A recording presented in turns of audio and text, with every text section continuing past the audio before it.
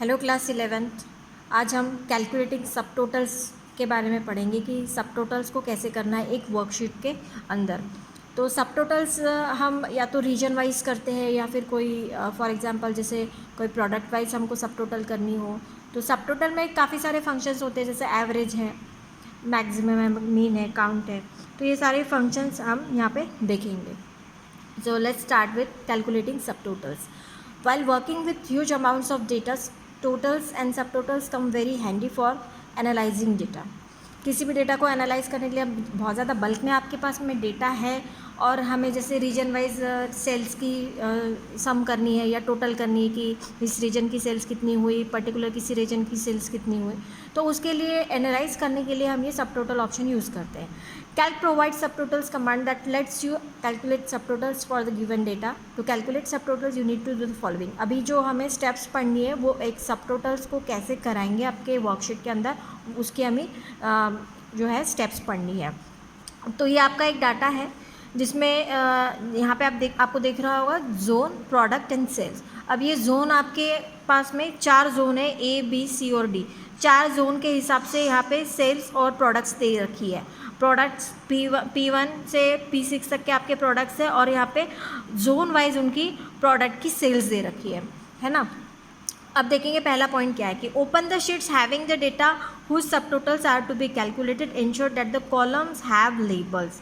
मतलब उस शीट को पहले आप ओपन कीजिए जिसका आपको सबटोटल करना है और ये इंश्योर होना है इसको कि हर कॉलम में उसका हेडिंग होना चाहिए, क्योंकि जब आप यहाँ पे डेटा को सिलेक्ट करते हैं तो हेडिंग के साथ आपको सिलेक्ट करना है, क्योंकि ये हेडिंग के अकॉर्डिंग ही आपकी जो सबटोटल कैलकुलेट होके आती है। अब देखेंगे नेक्स्ट पॉइंट आपका है select the range of a cells that you want to calculate subtotals for.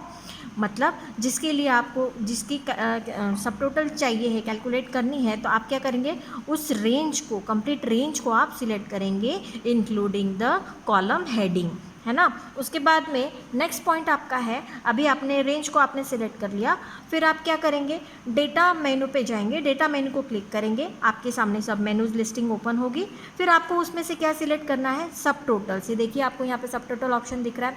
आप जैसे सब टोटल पे क्लिक करेंगे या सिलेक्ट करेंगे, आपके सामने एक डायलॉग बॉक्स आएगा सब टोटल का, दिस वन, ये आपको दिख रहा होगा सब टोटल का डायलॉग बॉक्स। तो हम अभी इसके बारे में देखेंगे। तो 4th पॉइंट आपका क्या कह रहा है, इट विल ओपन सब total dialogues in this dialogues in the group by list. अभी ये सब टोटल के डायलॉग बॉक्स में ये देखिए आपको यहाँ पे ग्रुप बाय दिख रहा है, उसके नीचे आपको दिख रहा है कैलकुलेट सब टोटल्स फॉर। अब ये ग्रुप बाय में आपको सिलेक्ट करना है। अब ग्रुप बाय में आपके तीनों भी जो हेडिंग है वो आपकी आएगी, जैसे जोन है, प्रोडक्ट है और सेल है। तो आपको किसके ग्रुप के अकॉर्डिंग सब टोटल करके चाहिए वो आपको सिलेक्ट करना होगा। फॉर एग्जांपल यहाँ पे जोन को सिलेक्ट कर लिया कि जोन वाइज आपको सब टोटल्स चाहिए, ठीक है। तो ग्रुप बाय में आपने सिलेक्ट किया जोन। तो पॉइंट्स हमारा पॉइंट नंबर 4 क्या कह रहा है कि select the column by group which the sub totals need to be grouped.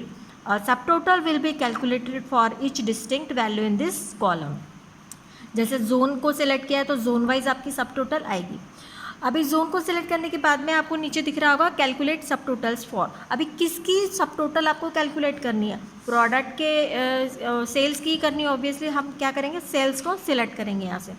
तो सेल को सिलेक्ट करने के बाद में फिर अभी डायलॉग बॉक्स में आपको दिख रहा होगा फंक्शन। आपको क्या चाहिए, सम चाहिए या एवरेज निकाल के चाहिए या प्रोडक्ट चाहिए। तो हमें क्या करनी है, सम करनी है, तो हम क्या करेंगे, सम फंक्शन को सिलेक्ट करेंगे।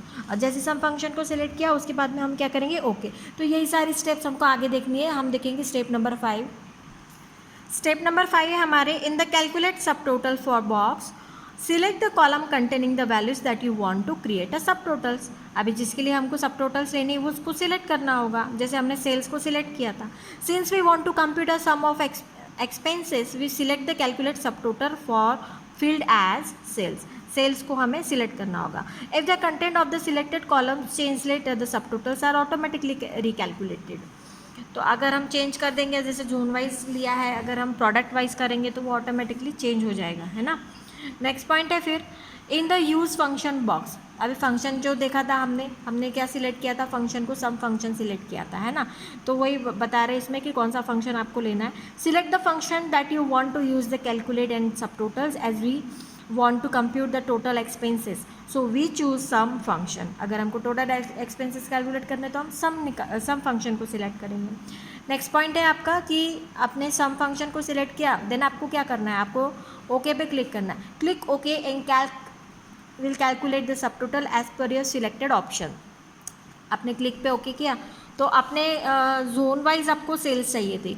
सी फिगर नंबर दिस वन, ये वाले फिगर में आपको दिख रहा होगा कि यहाँ पे जोन ए है, जोन बी है, जोन सी और जोन डी, इन सभी की यहाँ पे सब टोटल देखो. जोन ए की सब टोटल यहाँ पे दिख रही है आपको, जोन बी की सब टोटल, और ये जोन सी की, और ये जोन डी की. अभी नेक्स्ट ऑप्शन में यहाँ पे चेंज कर दिया है, अब जोन के अकॉर्डिंग नहीं, यहाँ पे प्रोडक्ट के अकॉर्डिंग सेल्स कितनी हो रही है. नेक्स्ट ऑप्शन आपको दिख रहा होगा, तो आपको देखो जोन ए में प्रोडक्ट P1 की सेल्स इतनी है, जोन बी में प्रोडक्ट P1 की सेल्स कितनी है, जोन सी में प्रोडक्ट P1 की सेल्स कितनी है, और जोन डी में प्रोडक्ट P1 की. तो जैसे आप अपने हिसाब से क्राइटेरिया चेंज करते हो उसके अकॉर्डिंग ही ऑटोमेटिकली चेंज हो जाता है.